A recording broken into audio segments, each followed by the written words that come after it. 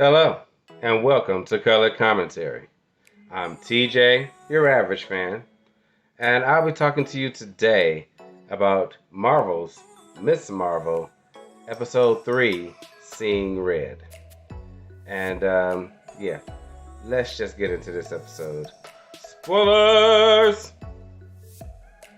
So, we got Miss Marvel, Kamala, on her way to Karachi. Her and her mother are going to visit her grandmother. And this episode kind of was middle of the road to me. I felt like it was kind of boring at some points. Honestly, like the whole time she hung out with the Red Dagger dude and his crew. Yeah, I was like, okay, we could have skipped this part, you know. And the joke with the spicy food and whatnot. Even though this is the second Marvel show that has shown another culture eating something out of a bag or drinking something out of a bag. And I thought that was interesting. I didn't realize that it was so widespread around the world. We as Americans just think it's weird and strange. Even though I did think about recycling and all of the plastic, I'm like, wait a minute, that's still a lot. But hey, we buy bottled water. Come on. So, they go get met at the plane at the airport by her cousins, and then her grandmother shows up. They go back to grandma's house, and yeah, so she have a conversation with grandma. Grandma basically tell her that regardless of what the legends of Jinn are in their culture, because she was saved by the power, she don't feel like it's as bad as everybody thinks it is because her life was saved because of it. And then, so I think that's like a way they try to have, get those that are in the Muslim Islamic culture from that area to try to move past the myths and legends that they might be holding on to regarding such things like the Jinn. I know this show is written and directed by those of that culture, so maybe this is something that they felt like needed to be said. I don't know. I'm interested to know how others feel about that, trying to get people to move away from things that they may feel is outdated or unnecessary, or in a way is holding their people back from being able to make progress in other ways. Not necessarily let go of it altogether, but maybe not hold on to it as strongly. Give it so much importance, maybe. I don't know. Just my thoughts on her conversation with her grandmother. So then she goes, on her exploration with the cousins, and she want to go to the train station because that's what she did to find the train. And they go on about their business. So she goes to the train station. Of course, it looks empty, and she put the mask on Bruno gave her. She run around and get a knife thrown at her. It's this Red Dagger dude, Chemio,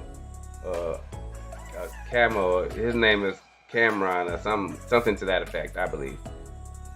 Anyway, it was ridiculous, the whole introduction to them and him and this Red Dagger organization, because then he takes her to the home base like, yo, it's okay. He attacked in the first place because he said he sensed the Nor power that was within her. I'm like, okay. And then we get exposition dump from leader of Red Daggers, who says, talks about the dimension that the clandestine is from. He explains that the clandestine are not actual Jinn in the sense that Islamic culture may have believed them to be. They're actually from another dimension, and they just have basically usurped that title to use through the centuries to, get their way, basically.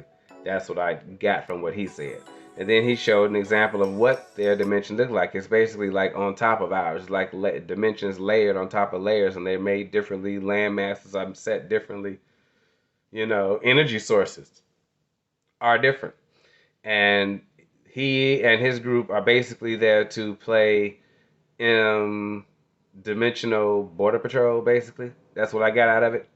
They're there to watch and make sure that nothing from that side comes to this side, and that the power of that bangle doesn't break the barrier down, because if it does, of course, then their dimension takes over our dimension, and it's all over for us. So that's why it's a bad idea for her to help them do that. The clandestine, that is. Of course, they didn't escaped from the DODC, Department of Damage Control. And Cameron's mother then turned on him. She's like, nope, you made your choice. You want to do that kind of thing. Hold on just a moment. We got a little cleaning outside. You want to do all of that kind of stuff? Okay, well, you traded on us. So now you break us out, so you out too, but we going to get the bangle. So they on their way to get the bangle. They show up at the Red Dagger hideout, which is kind of effed up. I'm like, how the hell?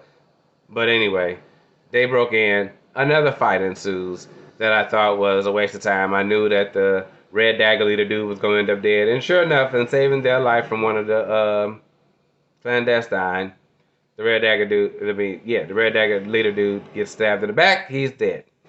So then they get chased down again. They have the final fight. The Red Dagger friend of hers then took down another clandestine. So it ain't but like 3 of them left at this point. And they get to running away after he done threw some oxygen tank or something in some boiling water or whatever the hell it was. Grease. I don't know. Anyway, it exploded. They got away. And so now she go home. But while she doing all of this, her mother is having a conversation with her grandmother, Kamala's grandmother, I'm sorry. And she said, that she just wanted to share the stories with her daughter. Daughter was like, I wasn't trying to move around the world to get away from you. I just, need to start fresh and anew where people weren't making fun of me and putting me down and mocking my family, and be able to start a family without all of that extra baggage laid on top of it. I got where she was coming from, but at the same time, her mother really truly believed in this stuff, and for all intents and purposes, it's real. She just haven't seen it or know about it. So, they kind of made up a little bit, and I was glad to see that. She had a little moment with Kamala, and they, shared some candy, some taffy, So that was good. I enjoyed that part, but yeah. The clandestine still trying to get this bracelet. In the midst of the fight that they were having, she get the bracelet stabbed with one of the daggers that the clandestine head lady, Aisha, I think her name was, had. And then she get transported back to the split where the partition and the train. She found the train that was going to Karachi. She seen what people was going through, everything they were saying to each other, how they was dealing with it, families that were splitting apart, all of the millions of people. It was just a terrible thing. A terrible, terrible thing. We as humans got to acknowledge when we make mistakes and jack up other people's lives, because this was just wrong. Yeah. So that's where the episode went off, with her stuck in this time space or whatever. And clearly also from the first episode where she put the bracelet on and she did the little flip back, she flipped into that dimension, the North dimension, whatever it was. So kind of reminded me of Shang-Chi and the people of Talo, and whatever that place was, and their job in protecting the doorway to the dimension to our dimension from other things. Here these guys are doing the same thing. We going into dimensions and multiverses. Okay, Marvel, see what you do there. This was an okay episode. It wasn't as exciting, honestly, as the first couple episodes, but this one was good. It wasn't bad, but it was like middle of the road to me. I didn't appreciate a lot of the sets, some of them, and the fight choreography could have been better.